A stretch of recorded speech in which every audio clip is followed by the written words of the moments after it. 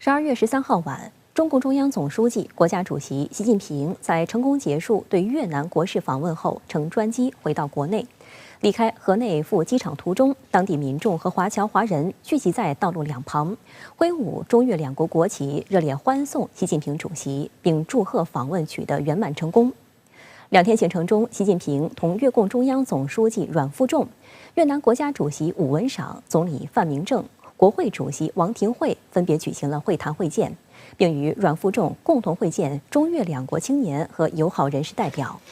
13号上午，习近平在河内瞻仰胡志明陵并敬献花圈。当晚，中越两国发布了关于进一步深化和提升全面战略合作伙伴关系，构建具有战略意义的中越命运共同体的联合声明。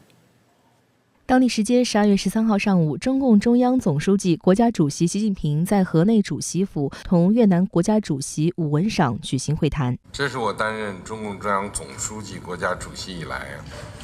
第3次对越南进行国事访问，是对去年10月阮富仲总书记访华的回访，也是我今年对外访问的收官之旅，充分表明中越关系在中国外交布局，特别是周边外交中的特殊地位。习近平强调，双方要充分认识构建中越命运共同体的历史必然、战略意义、现实要求和国际责任，围绕政治互信更高、安全合作更实、务实合作更深、民意基础更牢、多边协调配合更紧、分歧管控解决更好的6大目标，不断赋予两国关系新的时代内涵，携手推动具有战略意义的中越命运共同体落地生根、开花结果，造福两国人民。武文赏表示，昨天两党总书记一致同意，共同构建具有战略意义的命运共同体，这为越中关系未来指明了方向，必将推动越中关系步入更高水平发展的新阶段。越方愿通过习近平主席此访，再次向世界发出明确信息：发展对华关系始终是越南党和政府的头等优先和战略选择。越中关系坚如磐石，不会受到任何外部势力挑拨离间和干扰破坏。当天在河内政府驻地，习近平还会见了越南总理范明政。当前的中越关系持续的向前发展。昨天我同阮富仲总书记一道见证双方签署的合作文件，这些合作文件涵盖了两党两国合作的方方面面，充分说明了中越关系的广度深度，非同一般。习近平强调，在社会主义的航船上，中越要同舟共济。中国改革开放和越南革新开放取得巨大成就，既是自身努力奋斗的结果，也得益于一个和平安宁的世界，特别是开放包容的亚太。双方要警惕和反对任何把亚太搞乱的企图，加强国际事务协调配合，共同维护良好外部环境。范明政代表越南政府热烈欢迎习近平主席到访，并表示，不断加强越中关系是越南党和政府的头等优先和战略选择，也是越南人民的强烈期盼。越方坚持奉行一个中国政策，支持中国继续发展强大，在国际事务中发挥更加重要的作用。当天，习近平还在河内会见越南国会主席王廷惠。习近平强调，新形势下，双方要继续从战略高度和长远角度看待中越关系，沿着友好合作的道路坚定前进。1是把双边关系引领好，2是把务实合作推进好，3是把问题分歧管控好。王廷惠代表越南人民热烈欢迎习近平总书记、国家主席对越南进行国事访问，表示越方高度认同中国共产党执政理念，衷心祝贺中国取得的伟大成就，坚信中国必将如期实现全面建成社会主义现代化强国的目标，相信中国共产党和中国作为世界上负责任的大党大国，将为促进世界和平与发展做出更大贡献。值得注意的是，对于这次国事访问，越方高度重视。越南总理范明政亲自到机场迎接，盛大的欢迎宴会上，所有越共政治局委员、书记处书记全部陪同出席。这既是对中国最高领导人的充分尊重，更彰显了中越关系的特殊性。12号下午，习近平同越共中央总书记阮富仲举行会谈后，阮富仲邀请习近平进行小范围茶叙，并赠送了一份特殊的礼物。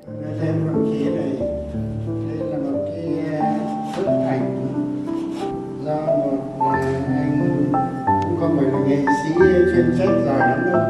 từ trong miền Nam Sài Gòn này, thế mình mang ra tặng cho tôi, chắc là nó biết tin là tôi sắp đón đồng chí sao, chưa được hoàn hảo lắm. Đồng chí đây ạ. 您不是您啊，我认出来了。我认得出来了。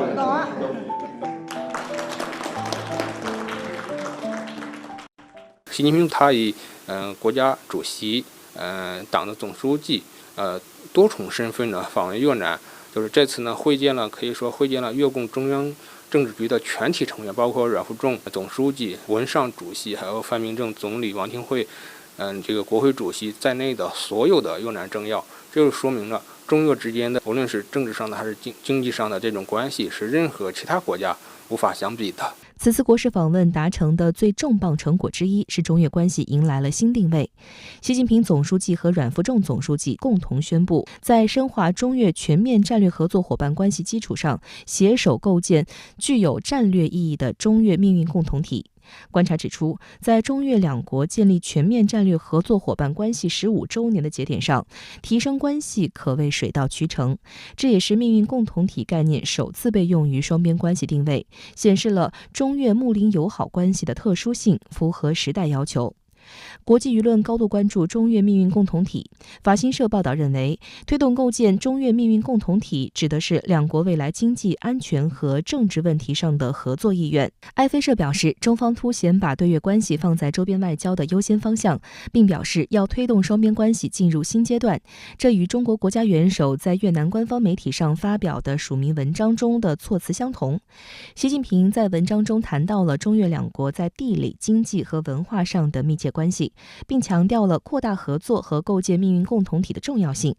路透社注意到了中越命运共同体中更多具象化的内容，在报道中提及包括共建数字丝绸之路、加强在可再生能源、稀土和旅游业等多个领域的合作。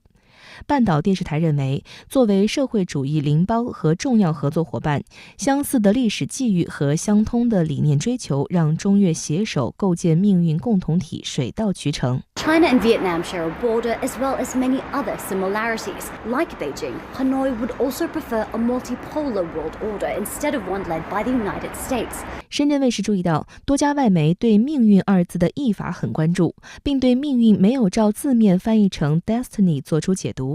英文单词的本意具有一种压迫感。美国《纽约时报》写道，中方给出的官方译文中将命运翻译成了 future， 也就是未来的意思。这一译法更柔和、更开放、更谦逊，也更贴合中越命运共同体的真实意涵。路透社认为，这样的翻译更加凸显双方的共识感。但深圳卫视注意到，早在2021年亚信峰会时，中方对亚洲命运共同体的翻译就已经使用 future 一词，体现了倾城汇融的外交理念。复旦大学中国周边研究中心主任赵卫华向深圳卫视分析，中越命运共同体的宣布是一大外交突破。阮富仲总书记包括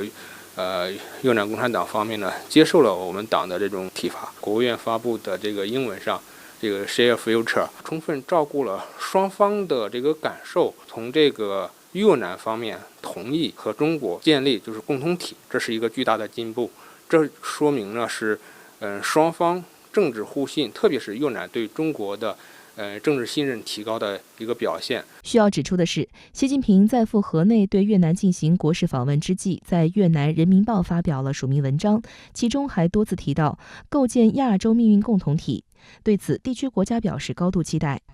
印度尼西亚智库亚洲创新研究中心主席班邦苏尔约诺说，中国与地区国家的合作没有任何附加条件，广受欢迎。携手构建亚洲命运共同体将为地区稳定发展繁荣注入动力，体现中国负责任大国的格局与担当。外界同时高度关注此访达成的多项合作成果。越通社报道称，习近平访问越南期间，越南和中国签署了涵盖共建“一带一路”、检验检疫、发展合作、数字经济、防务和执法安全合作、海上合作等30多个领域的双边合作文件。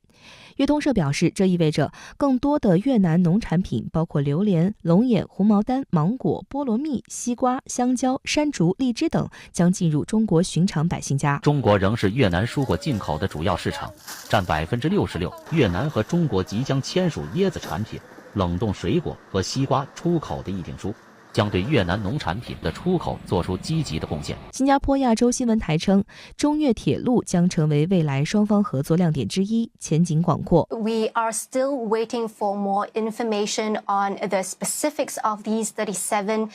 agreements that are being signed, but among them is expected to be an upgrade to rail links between the two countries, which China is offering some funding for. Now, this rail link is expected to pass through some of the richest mineral mines in Vietnam. These are materials that will be useful in the making of electric vehicles and smartphones. China will likely be interested in cooperation in this area because these mines are not fully exploited, given that Vietnam lacks the processing technology. 我觉得特别值得关注的就是这个中越铁路对接，它可以大大促进中越之间的经贸往来，会为越南开辟向欧盟、向中亚很多国家的打通这个通道，可能在很大程度上改变这个贸易格局。中央经济工作会议12月11号至12号在北京举行，习近平总书记出席会议并发表重要讲话，全面总结2023年经济工作，深刻分析当前经济形势，系统部署2024年经济工作，为中国经济高质量发展定向领航。中央经济工作会议是中国以经济工作为核心议题的最高级别会议，释放出哪些新信号？如何定调2024年经济工作，备受海内外关注。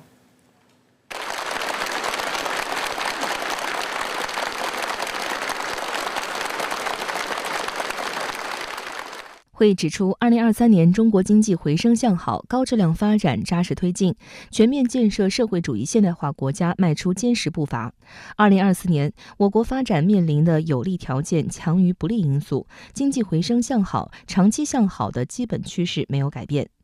会议提出9大任务，与上一年相比增加4项，高质量发展成为2024年中国经济发展最主要的目标和方向。会议提出，必须把坚持高质量发展作为新时代的硬道理。今年9月，习近平在黑龙江考察时首次提出新质生产力这一概念，它是代表新技术创造新价值、适应新产业、重塑新动能的新型生产力。我们看这个中央经济工作会议的整个对未来的部署，还是我个人觉得还是基于先把这个国内做好，然后呢以此来就是以不变应万变，把我们自己把这个我们的这个经济工作还有发展，就是建立在自己的力量的支点之上。这些年，美国对中国实施小院高墙的科技围堵，企图扼杀中国的科技发展战略。中央多次提出要推动加快解决卡脖子的问题。此次会议强调要推动高水平科技自立自强。在9项重点工作当中，第1项就是以科技创新引领现代化产业体系建设。由此可见，科技在经济工作中的分量。那么针对这些风险挑战，我觉得中央经济工作会议给出了一些非常有明确、有针对性的这样一些应对举措，还要加大科技投入，通过科技的这样一个突破和发展来推动国内这个经济这样一个长期可持续的发展。会议在财政政策的表述中明确提出，党政机关要习惯过紧日子。这传递出的信号很明确，即2024财政支出将在2023年基础上延续加力，并注重政策效能的提升。财政政策一方面将加力以支持扩大总需求，防范化解经济社会风险；另一方面要根据经济社会需要来实施。积极的财政仍是高质量发展框架下的积极，避免大幅提高财政风险，让财政更可持续。去年的中央经济工作会议将更大力度吸引和利用外资作为一项单独举措，而今年则将其纳入放在扩大高水平对外开放的一大项中，当中更加强调的是制度型开放，包括放宽电信、医疗等服务业市场准入，对标国际高标准经贸规则，认真解决数据跨境流动、平等参与政府采购等问题。题，持续建设国际化一流营商环境，切实打通外籍人员来华经商、学习、旅游的堵点。深圳卫视注意到，在实施高水平开放方面，中国政府新举措不断。在近些年创办进博会、服贸会等的基础上，首届中国国际供应链促进博览会今年11月也在北京举行。这是全球首个以供应链为主题的国家级展会，数百家中外企业和机构集中展示各链条关键环节的新技术、新产品、新服务。外界注意到，对于2024年房地产工作方向，中央经济工作会议放在了持续有效防范化解重点领域风险范畴下。对此，多位业内人士认为，相关产业将加快构建房地产发展新模式，推动房地产业转型和高质量发展。一方面，让商品房回归商品属性，满足改善性住房需求；另一方面，加大保障性住房建设和供给，将是下一轮房地产市场的重要举措。预计未来保障性住房建设开发节奏会进一步加快。还有那个中央经济工作会议提出的就是我们要着力防范这个经济风险，把这个防风险还是要这个放在这个非常重要的这个位置上。去年中央经济工作会议3处提及民营经济，而今年的会议则是提出了促进民营企业发展壮大的4个主要发力领域，包括市场准入、要素获取、公平执法、权益保护。这既是民营企业发展的痛点所在，也证明了国家在促进民营经济发展上正在采取综合施策的方针。建立全国统一大市场、财税体制改革、金融体制改革等，都是为民营企业经济发展培育生长的土壤。数据显示，今年前3季度新设民营企业同比增长15.3%，这显示民营企业市场预期与发展信心进一步提升。值得注意的是，这次中央经济工作会议对当前局势的判断。会议指出，当前经济面临的主要挑战包括有效需求不足、部分行业产能过剩、社会预期偏弱、风险隐患仍然较多、国内大循环存在堵点、外部环境的复杂性、严峻性、不确定性上升等。会议要求，明年要坚持稳中求进，以进促稳，先立后破，多出有利于稳预期、稳增长、稳就业的政策。新加坡联合早报分析指出，上周的政治局会议将过去2年对经济工作稳中求进的定调调整为稳中求进，以进促稳，先立后破。一是表明工作重心从求稳转向求进，二是包含决策更加谨慎，将更注重政策协调，解决各领域政策松紧不一的问题，更好地形成合力。12月13号，中国国际经济交流中心举行2023至2024中国经济年会。中央财经委员会办公室分管日常工作的副主任、中央农村工作领导小组办公室主任韩文秀在会上表示，2023年我国经济社会发展主要预期目标有望圆满实现。今年我国经济运行波浪式发展、曲折式前进，总体上呈现增速较高、物价较低、就业平稳、国际收支基本平衡的格局。路透社认为，2024年中国经济增长目标或将定在4.5%至5.5%区间，与今年持平。摩根士丹利经济师指出，设定4.5%或更高的乐观增长目标，有助于引导预期并提振信心。在中央经济工作会议上，习主席提出了稳中求进、以进促稳、先立后破新方针。那对于这个新提法，您怎么理解呢，耿先生？众所周知啊，稳中求进是中国几十年来一以贯之的经济工作总基调，但这次啊很少有的做了微调性的修改，提出了重要的12字经济工作新方针，就是稳中求进、以进促稳、先立后破。我认为这个新提法呀，本质上还是要坚持稳中求进。很明显，这是一个积极求进的信号。对这个积极信号啊，我理解有3个方面。一个呢是国内的政策，特别是政策配套组合上要更积极一些。第二个呢就是体制改革，各种监管等层面呢会适当的放宽，因为要积极求进，就要进一步的通过改革松绑来释放新动能，推动发展。第3个呢就是一定要下大力气改善国际政治经济环境。因为现在中国的经济已经是全球化的国际价值链的运营了。整个经济都和外部现实的政治经济环境，特别是和发达国家的关系啊，密切相关。所以这次会议就提出要努力以自身工作的确定性应对形势变化的不确定性，就包括了稳定外部政治经济环境，这个是能否求进的关键性因素。最后还是要先立后破。过去啊，其实无论是革命还是改革发展，我们都比较强调不破不立，先破后立，破字当头，立在其中。但经过这几十年来稳中求进的成功实践，这次会议呢，在提出以进促稳的同时，最后还是落在了先立后破上。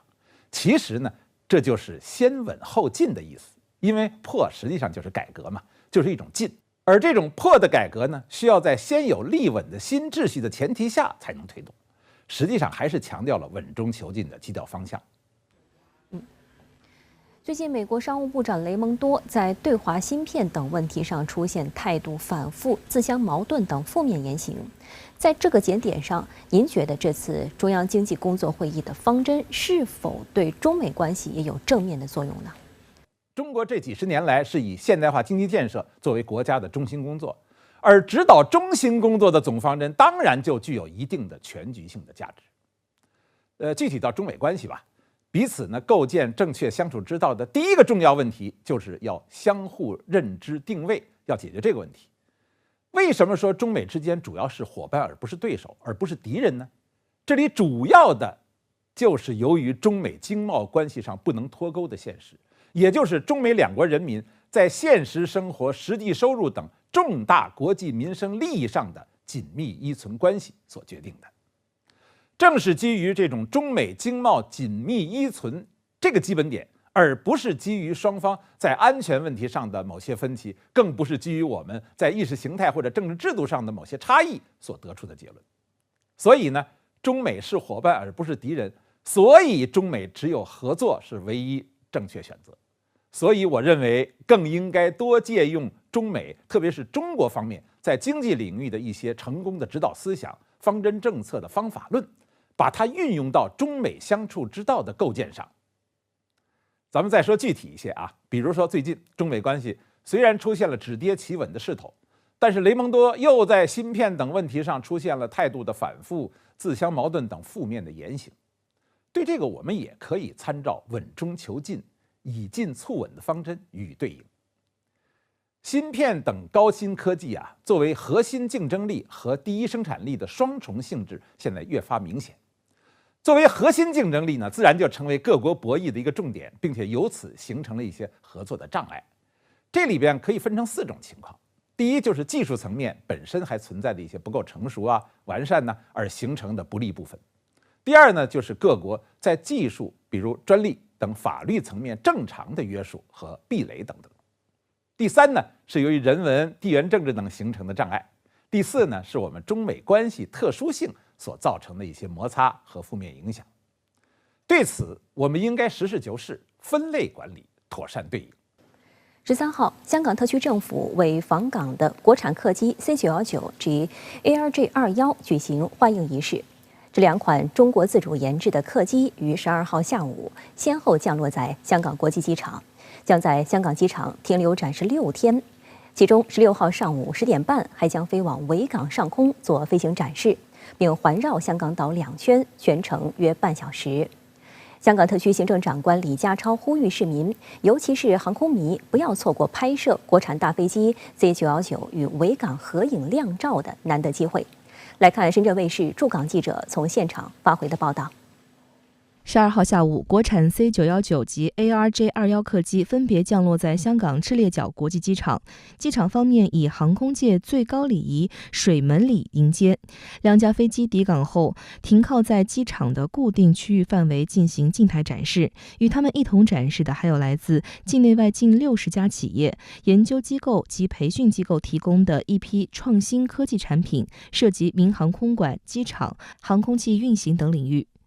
C919 及 ARJ21 首次访问香港，也吸引不少粉丝。来自新加坡的李先生表示，他在香港旅游期间关注到中国国产客机要来香港机场展示的消息，就特意安排行程过来打卡。他们2个本身是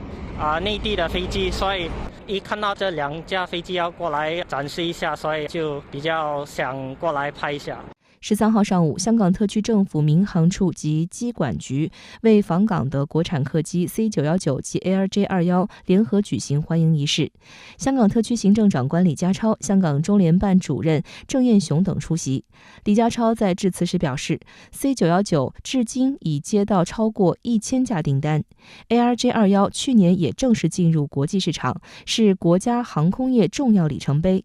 C919 首次出境及选择访港，充分體現出內地對於香港航空業以及香港運輸業的高度重視。國產客機從研製、投產、交付到最終商用，展示國家喺工業製造領域上實現咗新突破。這次國產客機製造商中國商飛安排了40多名飛行機組和乘務、維修等代表訪港。李家超介紹，香港也參與了2架飛機的審定工作，對此深感自豪。香港亦都有份參與2架飛機嘅審定工作，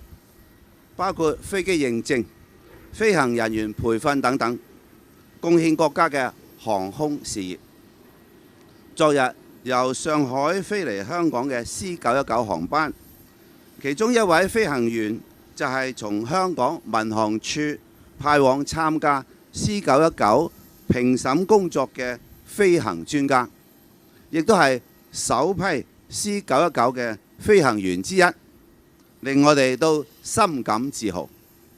隨後，李家超等也登上 C919 參觀，並坐上駕駛位體驗。據介紹 ，C919 採取了許多創新技術，採用先進氣動佈局和新一代超臨界記憶等先進氣動力設計技術，達到比現役同類飛機更好的巡航氣動效率，並與10年後市場中的競爭機具有相當的巡航氣動效率。最為直觀的是，傳統的飛機機頭是正面2塊、側面4塊，一共6塊擋風玻璃，而 C919 只採用了4塊。這樣的設計為飛行員提供了更廣闊的視野。駕駛艙的4塊玻璃也是 C919 最顯著的外觀特徵。此外，駕駛艙還裝配新一代集成式側方操作桿、5塊15.4英寸高清顯示屏，先進的近岸設計可有效降低飛行員工作負荷。我們採用了5塊15.4英寸的這個液晶顯示屏，然後可以給飛行員在飛行的過程中去提供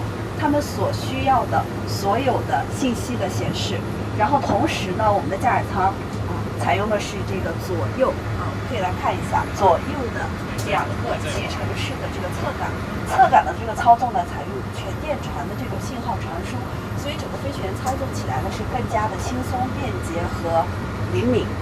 首批 C919 飛行員，香港民航處飛行專家在與記者交流時表示 ，C919 設計新穎，駕駛舒適度非常高。深圳衛視記者在現場注意到，香港幾大航空公司，包括國泰航空、香港快運、香港航空、大灣區航空等，都有代表到現場參加歡迎儀式。國產飛機 C919 及 ARJ21 訪港受到了香港社會極大關注。香港輿論普遍指出，這是 C919 飛機首次到訪內地以外城市，對香港具有重要意義。香港特區行政長官李家超表示，這充分體現國家對香港航空業發展和對香港作為國際航空樞紐的重視。除了在香港國際機場固定區域進行靜態展外，在天氣情況允許下，16號上午 C919 飛機還將飛越維港上空，並環繞香港島翱翔2圈，讓香港市民近距離目睹這架國產飛機的風采。ARJ21 客機於2016年投入商業運作，是中國首架自主研製的渦扇支線客機，至今交付過100架。去年正式交付印尼客戶，打入國際市場。而 C919 則於2017年首飛，去年12月交付首架與東航，今年中完成首次商業飛行。目前，國產大飛機的商業運營正穩步走向規模化。在接收全球首架 C919 大型客機1年後，中國東航於13號正式上新第3架 C919。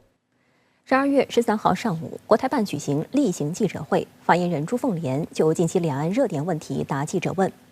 近期，民進黨雙獨組合為打選戰，手段層出不窮，不斷拿兩岸關係製造話題。對此，朱鳳蓮表示，賴清德幹着台獨的勾當，卻打着和平的旗號，可謂是無賴至極。台獨意味着戰爭。不過，融合的融字最近以最高票當選2023海峽兩岸年度漢字。朱凤莲就表示，两岸同胞应携起手来，推动两岸融合发展走深走实，共享两岸关系其乐融融的发展红利。这一个“融”字呢，代表了两岸民众要和平、要发展、要交流、要合作的共同的心声，也反映了两岸民众的朴素的愿望和两岸关系的发展前景，可谓是一字千言，众望所归。我们希望两岸同胞携起手来，共同推动两岸关系和平发展重回正确轨道，推动两岸融合发展走深走实，享受到两岸关系其乐融融的发展红利。深圳卫视注意到，此前民进党当局莫名其妙禁售大陆小吃螺蛳粉和魔芋爽，但近期酸菜鱼等风靡大陆餐饮业的菜式也在台湾街头流行。朱凤莲表示，她自己也是最近才解锁了这一美食。台湾呢有很好的乌鱼、石斑鱼、鲈鱼，我相信呢用来做酸菜鱼味道应该是很不错，也很适合冬天吃。之前呢，台湾的珍珠奶茶、卤肉饭、炸鸡排在大陆是很受欢迎。那现在呢，大陆的螺蛳粉啊、梅花糕啊、酸菜鱼啊，还有椰子鸡等等，在台湾掀起一波又一波的美食热。这充分说明呢，两岸是同文同种、同风同俗，有一样的美食的爱好，有一样的文化品味。两岸融合发展是大势所趋，但随着岛内2024选举临近，民进党候选人赖清德及其副手萧美琴近期多次就两岸关系发表不当言论。针对这对双独组合以选对的人走对的路作为竞选口号，朱凤莲予以驳斥。我看到有舆论指出，其所谓对的人指的是台独工作者，所谓对的路指的是台独之路。那大家都很清楚，台独工作者就是麻烦制造者，是和平破坏者，是战争制造者，而所谓台独之路是邪路，是绝路。希望广大台湾同胞为了自身的安宁和福祉，坚决反对台独。民进党参选人赖清德日前叫嚣不赞成与大陆签订服务贸易协议，并称如果服贸通过，就会有大批大陆人进入台湾抢台湾人饭碗，会影响当地的生意。朱凤莲表示，两岸服务贸易协议是两岸双方授权代表经过多轮商谈达成的，历经10年风雨洗礼，越来越多岛内人士，尤其是业界认识到，两岸服贸协议有利于提高两岸服务业水平，共同应对经济全球化挑战，有利于两岸经济，特别是台湾经济发展。大家认真去看一看服务贸易协议的24项条款，就可以发现，这一份服务贸易协议不仅不会伤害台湾业者的利益，不会抢了台湾人的饭碗，反而呢会通过促进两岸服务贸易进一步的自由化及便利化，给台湾业者带来广阔的发展空间和机遇。赖清德为了谋求一党之私，故意抹黑服务贸易协议，杜撰莫须有的威胁，才是真正的砸台湾人的饭碗。近日，美国参谋长联席会议副主席葛瑞蒂宣称，美国国会可通过编外额外拨款预算来给台湾地区等提供所谓安全援助，鼓吹加大力度武装台湾。对此，朱凤莲表示坚决反对，并敦促美方切实恪守一个中国原则和中美3个联合公报规定，停止武装台湾，把中美元首会晤达成的重要共识真正落到实处。美国某些政客把中国台湾地区和世界上正陷入战火的国家列在一起，是打的什么算盘呢？是想要如法炮制，把台湾变成战火纷飞的战场吗？一旦台海因为台独或外部势力介入而爆发战争，台湾变成战场，那台湾老百姓就会变成国协，变成炮灰。近期，美国学者葛莱伊等刊文提议，赖清德如果胜选，民进党应该冻结台独党纲。朱凤莲表示，必须指出，台独损害台湾同胞的根本利益，与岛内要和平、要发展、要交流、要合作的主流民意背道而驰。台湾前途在于国家统一，台湾同胞福祉系于国家统一。相信台湾同胞在关键时刻会做出正确选择。大家看到民进党死抱台独党纲，固守台独分裂立场，过去7年不断的勾连外部势力进行谋独挑衅，是台海现状的真正破坏者，是台海乃至亚太地区和平稳定的最大的威胁。